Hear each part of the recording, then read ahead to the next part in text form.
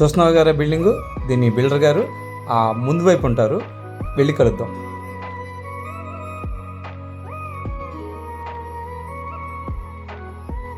Sir చెప్పండి sir. నమస్తే sir, మా ఫ్రెండ్ అండి. చెప్పండి సార్. మైత్రి ఇన్ఫా పవన్ కుమార్ గారు మీరే కదా సార్? అవునండి. అందు గురించి ఈ ఏరియా చాలా మంది చెప్తున్నారు. ఒక ఆయన కార్డు ఇచ్చారు, మా ఫ్రెండ్ నిమిత్తం మేము కలిసి వచ్చాం సార్. రండి సార్, బిల్డింగ్ చూస్తే మాట్లాడుతున్నాం, పైకి వెళ్దాం రండి. సార్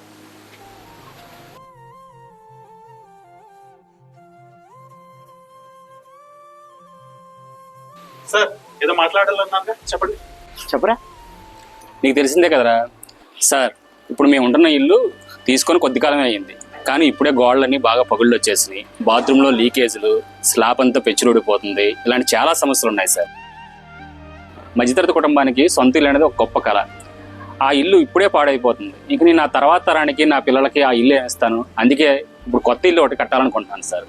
దానికి మీలాగా నిర్మాణ రంగంలో అనుభవం ఉన్న వ్యక్తుల సలహాలు తీసుకొని మీ ఆధ్వర్యంలో ఇంటి నిర్మాణం జరగాలని నేను కోరుకుంటున్నాను సార్. ఓకే, థ్యాంక్స్ సార్ నా దగ్గరికి వచ్చినందుకు. నా పేరు పవన్ కుమార్ చలికొండ.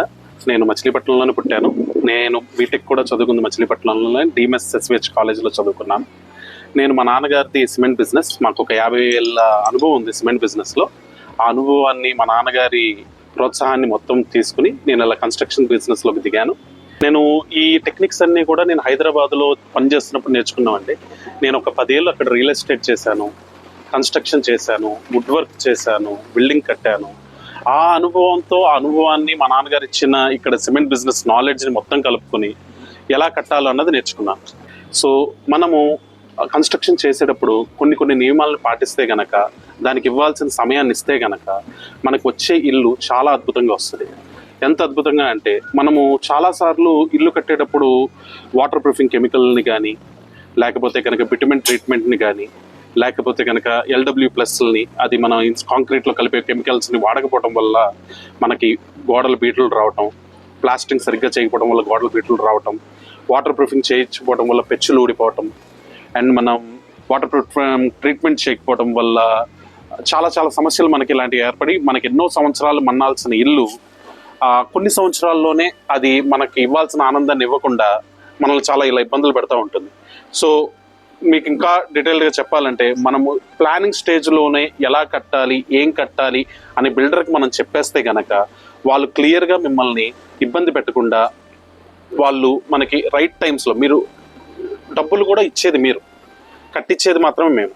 అలాంటప్పుడు మనం ముందే కూర్చుని ఒక డీటెయిల్డ్ అగ్రిమెంట్, ఏమేమి చేస్తామని చెప్పాం, ఏమేమి చేయమని చెప్పాం, అవన్నీ ఒక పేపర్ మీద పెట్టుకుని, 100 రూపాయల స్టాంప్ పేపర్ మీద రిజిస్టర్ చేసుకుని ఒక లాయర్ ముందు దాన్ని నోటరీ చేసుకుంటే గనక మీలాగా ఇబ్బంది పడరు. ఎందుకంటే మీరు బిల్డర్కి ముందే డబ్బులు ఇవ్వకుండా ప్రతిదీ కూడా ఒక ఫేజ్డ్ మేనర్లో మనకి ఫుట్టింగ్స్ పడుతున్నాయి ఒక 10%, కాలమ్స్ పడుతున్నాయి ఒక 5%, స్లాబ్ పడుతుంది ఒక 15%, బ్రిక్ వర్క్ కంప్లీట్ అయింది ఒక 10%, మనకి ప్లాస్టింగ్ జరుగుతుంది ఒక 10%, దాని తర్వాత పెయింట్స్ వేస్తారు ఒక 10%, విండోలు, కిటికీలు, డోర్లు పెడతారు దానికి ఒక 10%, ఫినిషింగ్ మనకి ఎలివేషన్ కంప్లీట్ చేస్తాం ఒక 10%.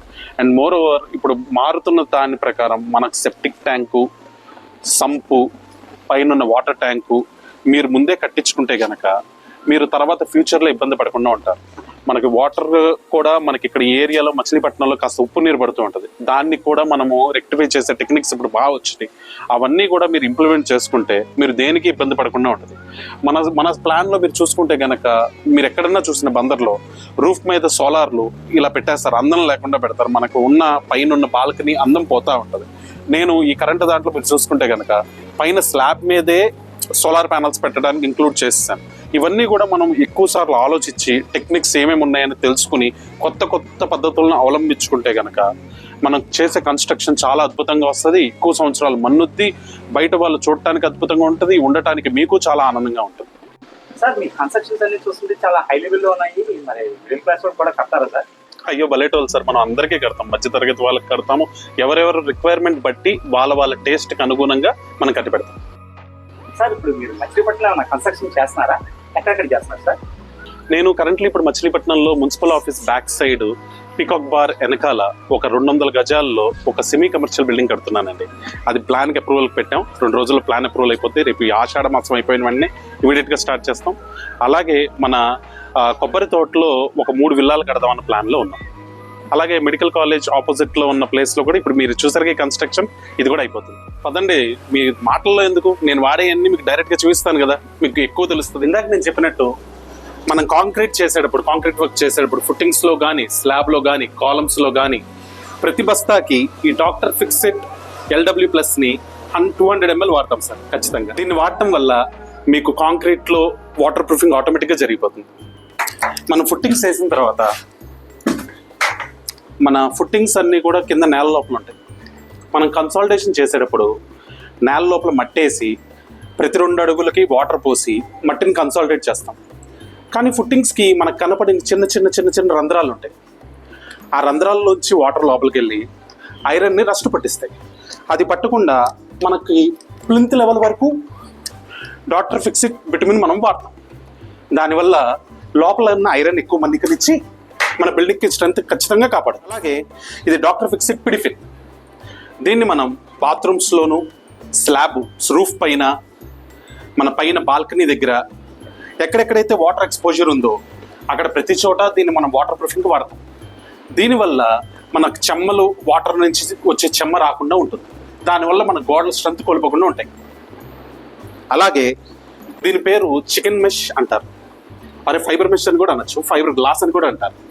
దీన్ని మనం ఎక్కడైతే కరెంట్ బీట్లు ఇస్తామో, అలాగే ఎక్కడెక్కడైతే జాయింట్స్ వచ్చాయో ప్లాస్టింగ్ చేసేటప్పుడు ఈ మెష్ని మనం ఇలా పెట్టుకుని ప్లాస్టింగ్ చేయడం వల్ల ఈ మెష్కి ఈ గోడకి మధ్యన జాయింట్ని కల్పించి, మనకి ఎప్పుడన్నా మీరు గమనిస్తే కనుక జాయింట్స్ దగ్గర నుంచి గోడలు బీట్లు పడుతూ ఉంటాయి.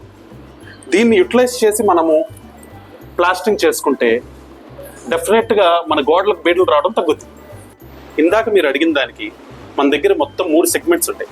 బేసిక్ సెగ్మెంట్ ఉంటుంది, ప్రీమియం సెగ్మెంట్ ఉంటుంది, లగ్జరియస్ సెగ్మెంట్ ఉంటుంది. బేసిక్ సెగ్మెంట్లో వాళ్ళు ఇచ్చే రేటు అనుగుణంగా మనం దాంట్లో వాడే మెటీరియల్ వాడతాం. అలాగే ప్రీమియం సెగ్మెంట్లో దాని తగ్గ మెటీరియల్ దానికి వాడతాం. లగ్జరియస్ సెగ్మెంట్లో దాని తగ్గ మెటీరియల్ దానికి వాడతాం. కానీ మనం ప్రతి సెగ్మెంట్లోనూ ఈ వాటర్ ప్రూఫింగ్ కెమికల్, ఈ పిడిఫిన్ వాటర్ ప్రూఫింగ్, ఈ ఫైబర్ మెష్ అన్నది ప్రతి దాంట్లోనూ వాడతాం. అదే మా గొప్పతనం. మరి ఏం ఆలోచించా? ఇంకెందుకు ఆలస్యం, నిర్మాణ రంగంలో ఎంత అనుభవం ఉన్న మైత్రి కన్స్ట్రక్షన్ వారికి మన ఇంటి నిర్మాణాన్ని ధైర్యంగా అప్పచెప్తాం.